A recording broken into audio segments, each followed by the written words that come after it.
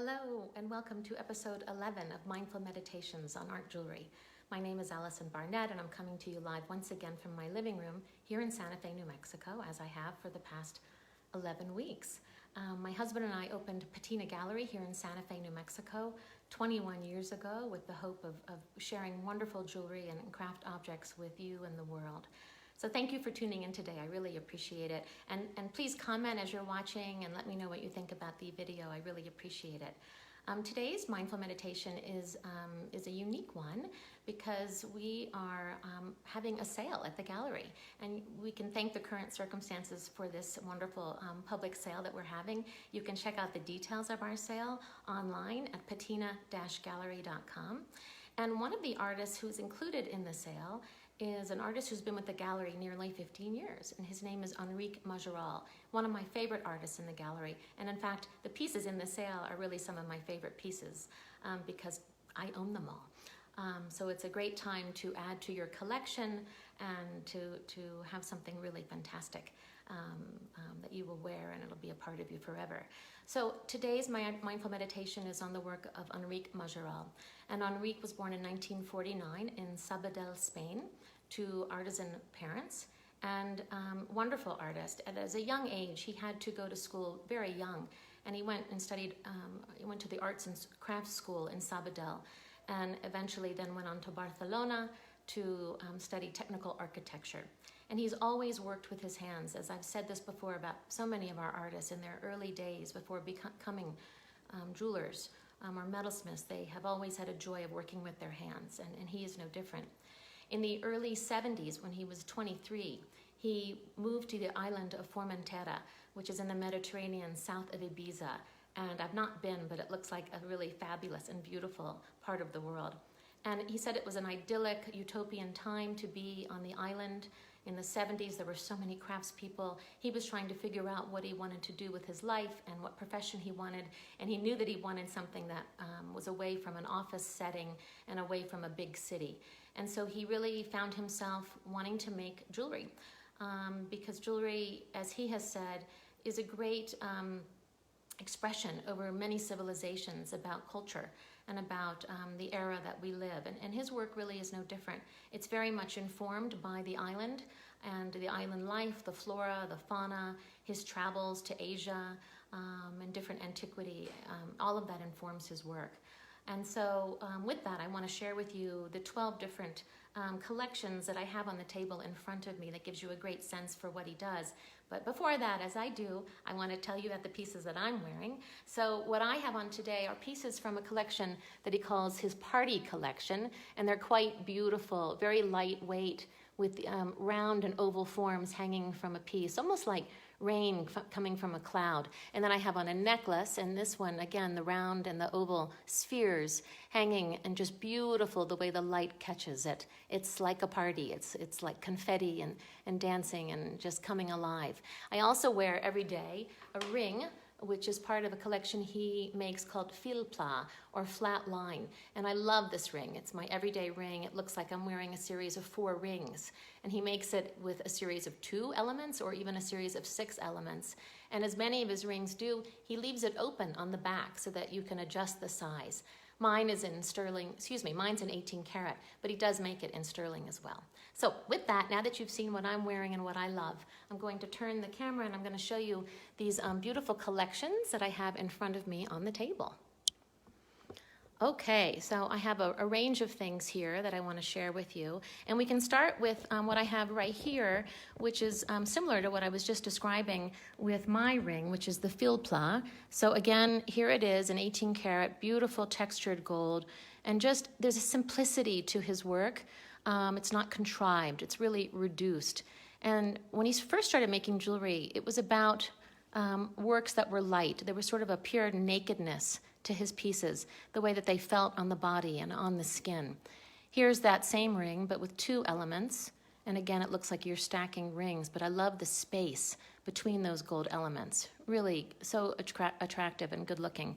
This bracelet and these earrings are a similar idea with just this graphic line in the bracelet and the graphic earring.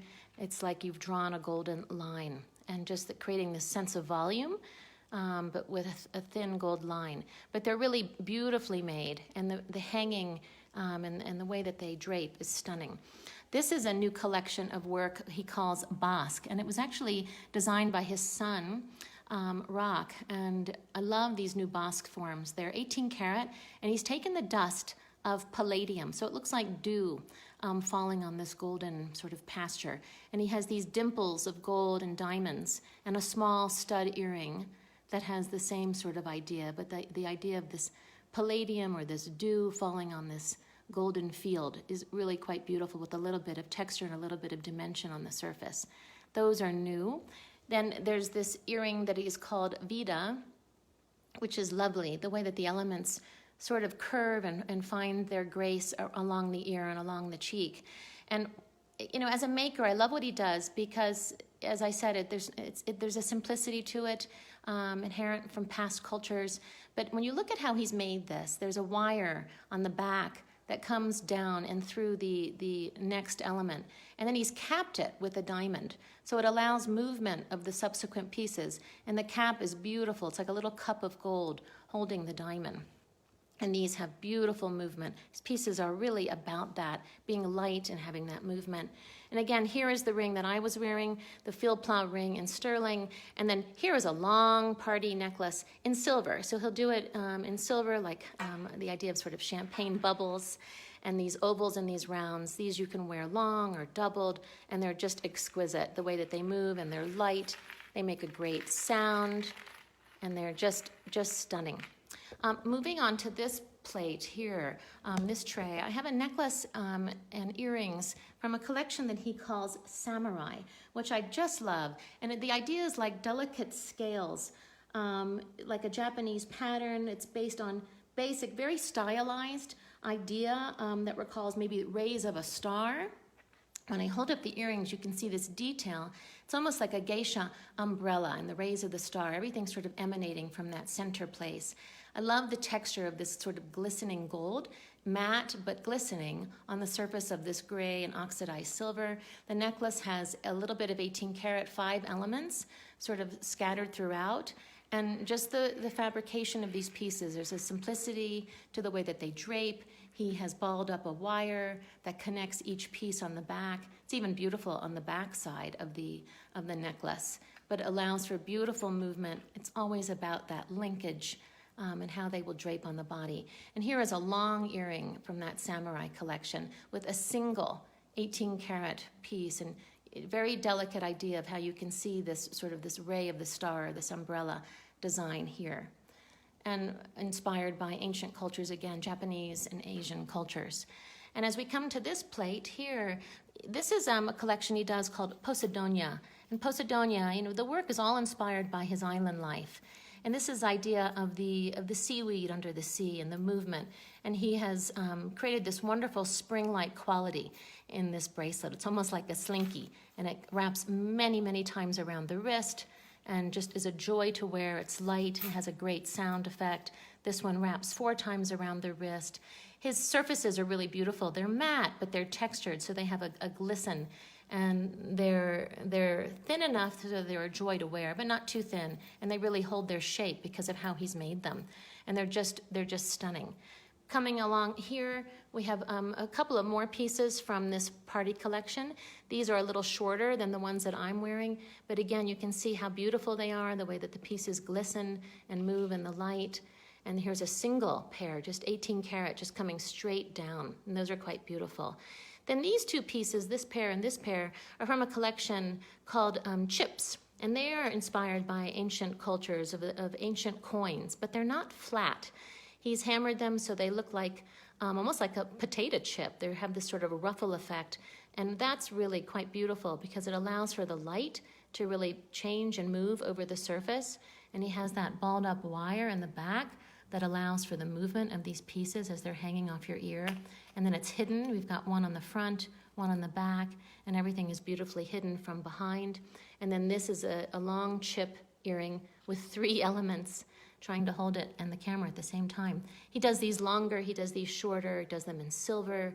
He left Formentera in the 80s and he went back to the mainland and lived in a village, and it really changed how he looked at his work, and he started incorporating more silver and more gold in his work, and less sort of island shells and life. He still wanted to include that, but it really gave him a sensibility for what the market is like in the rest of the world, how other people are making jewelry. It gave him some perspective, and then he came back to Formentera.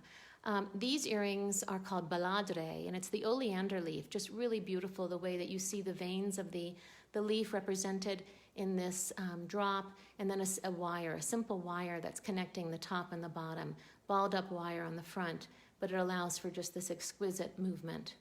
And then coming over here to where, pardon me, technical difficulties, but we have here a collection of earrings called Samoa. And these are like mobiles or like Polynesian leis. He does these in oxidized silver. He does them in silver. He does them in a combination of gold and silver. There's a gold element down here in a shorter length. I love these earrings. I love the way that they rest on the ear and then the way that they hang, so they're like a mobile. And you can see how light they are. And here again is another earring, part of that Chips collection. But you can get this sense of antiquity throughout the pieces. It's modern antiquity, and it's such a joy for him to look back in time at other civilizations and how they were making jewelry, and how the symbolic nature of a time and place comes through in objects and in jewelry. And he does carry that idea forth in his pieces. And we love having Majoral's work in the gallery. Real joy and a real pleasure to have his pieces here, very different from some of the other artists that are in the gallery. There's just a beauty in, I must say, in the price of his pieces. They're accessible and but beautifully crafted. And I think if you went on to the website, you would understand what I mean when I say that. And I hope that you will visit us online at patina-gallery.com, also on social media. We're on Instagram and we're on Facebook. But this is the first of the series of works representing the work of Enric Majoral for our sale here at Patina Gallery. And I hope that you will tune in and allow me to share some of these glorious pieces with you in person. We can Zoom, we can do FaceTime, we can talk on the phone, but the works are just beautiful. And you can see the movement and the delicacy and this feeling of having modern antiquity for the body.